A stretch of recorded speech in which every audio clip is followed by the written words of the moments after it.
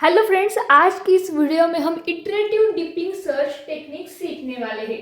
तो फ्रेंड्स, पहले हमने जो है वीडियो में बीएफएस सीखा था, उसके बाद डीएफएस और उसके बाद डीएलएस। तो उसके बाद हम सीखने वाले हैं आईडीएस मींस इटरेटिव डीपिंग सर्च। तो फ्रेंड्स, इटरेटिव डीपिंग सर्च सीखने से पहले आपको ये दो टेक्निक सीखने पड़ेंगे जिसका नाम है डीएफएस और डीएलएस। क्योंकि इटरेटिव डीपिंग तभी आपको समझ में आएंगे जब आप ये दो वीडियो देखेंगे डीएफएस और डीएलएस के, जो हमने हमारे चैनल के ऊपर डाले हुए हैं। तो फ्रेंड्स, आपने वो नहीं देखे होंगे तभी भी आपको थोड़ा सा समझ में आ सकता है। तो इटरेटिव डीपिंग सर्च जो है वो एडवांटेज जो है इनहेरिट करता है डीएफएस और डीएलएस के। तो इन दोनों के जो एडवांटेजेस है वो ये इनहेरिट करता है आईडीएस, इटरेटिव डीपिंग सर्च। तो फ्रेंड्स, हमें क्या होता था डीएफएस में कि ये हमारा गोल नोड है, तो ये गोल नोड है, लेकिन डीएफएस में क्या होता था कि यहाँ पे डीपेस्ट में चला जाता था इधर ही। तो इसमें क्या होता था, टाइम बहुत कंज्यूम होता था, इधर ही वो निकल जाता था और इस तरफ जो है हमारा गोल नोड रहता था, लेकिन वो बेवजह यहाँ ही भटक जाता था। तो उसको सोल्यूशन देने के लिए हमारा डीएलएस आया। तो डीएलएस क्या करता था, डीएलएस एक लेवल वाइज चलता था, मतलब ये कि लेवल 0, लेवल 1, लेवल 2, यहाँ पे लेवल का लिमिट दिया रहता था और लेवल वाइज जो है वो डीएलएस चलता था। लेकिन अब इन दोनों से भी अच्छा, इन दोनों से भी बेटर जो है वो इटरेटिव डीपिंग सर्च जो है वो आया है। लेकिन इसमें भी बहुत सारे डिसएडवांटेज है, लेकिन सॉल्यूशन अच्छे से फाइंड होता है इटरेटिव डीपिंग सर्च में, लेकिन मेमोरी ज्यादा लगती है इसमें, क्योंकि पहले से जो है वो सब कुछ शुरू करना पड़ता है। तो पहले हम सीखते हैं इटरेटिव डीपिंग सर्च। तो ये पहले हम सीख लेते हैं, उसके बाद आपको इसके एडवांटेज और एडवांटेज में बता दूंगी। तो यहाँ पे क्या होता है, डेप्थ लिमिट देते हैं। हमारे मन से पहले क्या होता था डीएलएस में, मैं डीएलएस का बोल रही हूँ, याद में रखो डीएलएस। तो डीएलएस में क्या रहता था कि ऑलरेडी जो है वो लिमिट दिया होता रहता था, हमको सिर्फ उसके आगे चलना रहता था। मतलब लिमिट जब तक दिया है लेवल 2 तक, लिमिट इज इक्वल टू 2 रहता था, तो सेकंड लेवल तक ही हम जा सकते थे, ऐसा था। तो अब यहाँ पे क्या करना है हमको, तो हमको क्या करना है कि हम हमारे मन से जो है लिमिट बढ़ाएंगे, क्योंकि इसमें क्या होता था कि लेवल 2 तक ही हम जा सकते थे, या फिर जो लेवल दी होंगी मेंशन की होगी उस तक ही हम जा सकते थे।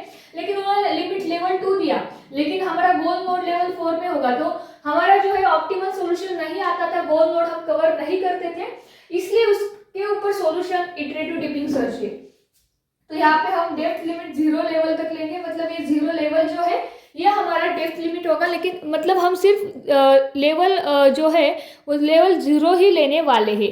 तो देखते हैं क्या होता है आउटपुट। तो फ्रेंड्स, हमने ए ले लिया, ए पुश किया, ये स्टैक जैसा वर्क करता है, stack last in first out, जो लास्ट में इन होता है वो फर्स्ट आउट होता है, और पुश पॉप ऑपरेशन होते हैं। तो बकेट में हमने पुश किया ए, अब हम इसको पॉप करेंगे, तो बकेट खाली हो गया।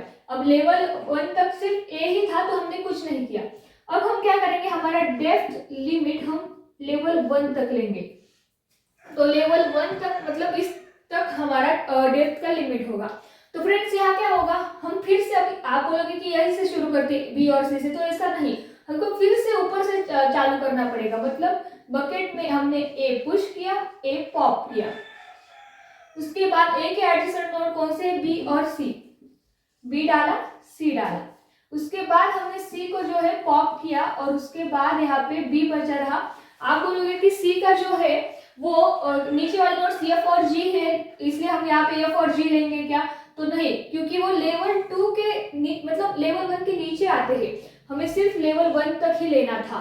तो हमने क्या किया, अब सी पॉप किया, उसके बाद बी पॉप किया, और एम्प्टी हमारा बकेट आ गया। तो हमारा ये डेप्थ लिमिट 0 का ए आंसर है, डेप्थ लिमिट 1 का ए वाला आंसर है।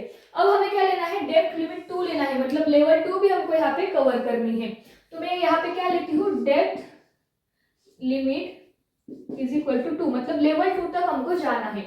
तो यहाँ पे देखो, पहले से स्टार्ट किया है ए, उसके बाद ए चला गया, उसके बाद हमारे यहाँ क्या आया, बी और सी, तो हमारा बी और सी आया, फिर सी चला गया, लेकिन हमारा बी वैसा ही रहेगा।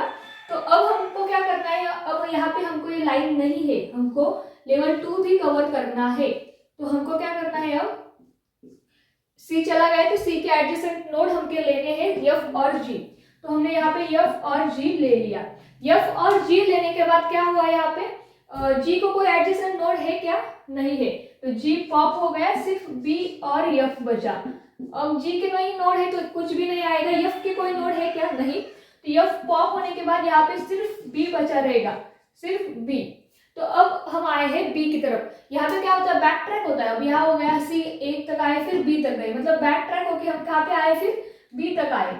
अब बी तक आने के बाद ये बी चला गया, तो यहाँ पे क्या हुआ, बी चला जाने के बाद यहाँ पे क्या आया, डी और ई, क्योंकि बी के एडजेसेंट एलिमेंट डी और ई है, तो डी और ई। अब ई चला गया, यहाँ पे डी बचा, ई चला गया, ई के कोई एडजेसेंट नोड है क्या, नहीं है, तो सिर्फ हमारा डी बचा है। अब डी चला गया, कोई भी एडजेसेंट नोड नहीं है, तो सिर्फ हमारा जो है एम्प्टी बकेट अब बच गई है। तो फ्रेंड्स, आपको ये वीडियो अच्छी तरह से समझ आया होगा ऐसी मैं आशा करती हूँ, लेकिन नहीं आया होगा समझ में तो आपको पहले कुछ भी हो जाए लेकिन डीएलएस और डीएफएस की वीडियो देखने होंगे, क्योंकि आप सीक्वेंस वाइज देखो, बीएफएस देखो, उसके बाद डीएफएस, फिर डीएलएस और उसके बाद आईडीएस, ऐसे आप सीक्वेंस वाइज देखो, तभी आपको ये अच्छी तरह से समझ में आ जाएंगे कि ये कैसे सॉल्व करते हैं। क्योंकि जब आप अच्छी तरह से उनको सीक्वेंस वाइज सीखोगे तो आपको अच्छी तरह से समझ में आया होगा कि ये क्यों पॉप किया, क्यों पुश किया, ये सब कुछ चीजें आपको अच्छी तरह से समझ में आ जाएगी, क्योंकि ये सभी जो है कनेक्ट है सभी चीज़ों को। डीएफएस जो है वो जब हम सीखते हैं उसके बाद डीएलएस उसको ही कनेक्ट है, तो ऐसा सब कुछ चलता है।